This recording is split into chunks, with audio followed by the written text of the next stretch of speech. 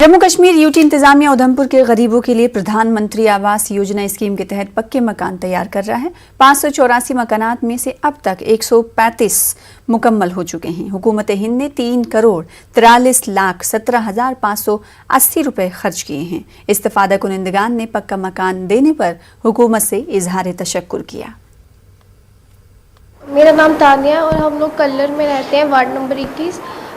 हम प्रधानमंत्री मोदी जी का धन्यवाद करते हैं, गवर्नमेंट ऑफ इंडिया का धन्यवाद करते हैं, जिन्होंने हमें फाइनेंशियली इतना स्ट्रॉन्ग बनाया कि हम लोग अब इस घर पे पक्के घर पे रह सकते हैं और हम अच्छी तरह से पढ़ाई वगैरह कर सकते हैं। हम सभी बहुत खुश हैं क्योंकि डिपार्टमेंट की तरफ से, प्रधानमंत्री की तरफ से हमें जो पैसे मिले, हम अपना घर बनाए। और टीन वाले कमरे से पहले बहुत दिक्कत आती थी, अब हम सब खुश हैं। 1,46,000 रुपये उन्होंने हमारी मदद की है, तो उन सब का हम धन्यवाद करते हैं। बहुत बहुत शुक्रिया।